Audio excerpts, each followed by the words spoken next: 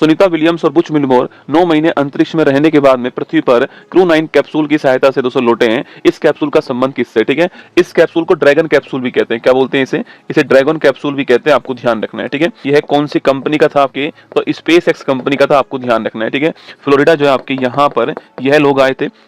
जब दोस्तों ये लोग गए थे ना आपके स्टार लाइनर जहाज से गए थे बोइंग के से, तो उसमें खराबी आ गई थी, तो ये वापस ही नहीं आ पाए थे। ठीक है, तो ये भी ध्यान रखना, ये किस जहाज से गए थे? आपके स्टार लाइनर जहाज था बोइंग कंपनी का, यहां से गए थे, आपको ध्यान रखना है। और स्पेस एक्स कंपनी का जो आपके स्पेस एक्स कंपनी का जो क्रू 9 कैप्सूल है, इसकी सहायता से, ड्रैगन कैप्सूल जिसे हम कहते हैं, इसकी सहायता से आपके दोनों जो है वापस आए, आपको ध्यान रखना है। इसरो द्वारा विकसित विक्रम 3201 और कल्पना 3201 का संबंध किससे? ठीक है, यह दोनों क्या है? माइक्रो प्रोसेसर है, आपको ध्यान रखना है। ठीक है, विक्रम 32 जो है, विक्रम 32 है, यह भारत का पहला स्वदेशी माइक्रो प्रोसेसर है, आपको ध्यान रखना है। ठीक है, अंतर्राष्ट्रीय ओलंपिक समिति के इतिहास की पहली महिला अध्यक्ष किसको चुना गया? ठीक है, तो क्रिस्टी कोवेंट्री जो है, ये अंतर्राष्ट्रीय ओलंपिक संघ जो है, इसकी पहली महिला अध्यक्ष बनी, ऑप्शन नंबर ए का आंसर। ठीक है, बाकी इंटरनेशनल ओलंपिक जो कमेटी है, इसकी स्थापना होती है 23 जून 1894 में, इसकी स्थापना होती है। कब होती है?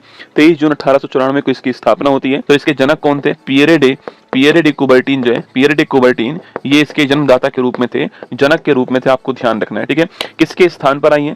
थॉमस बॉक के स्थान पर आई है। किसके स्थान पर आई है?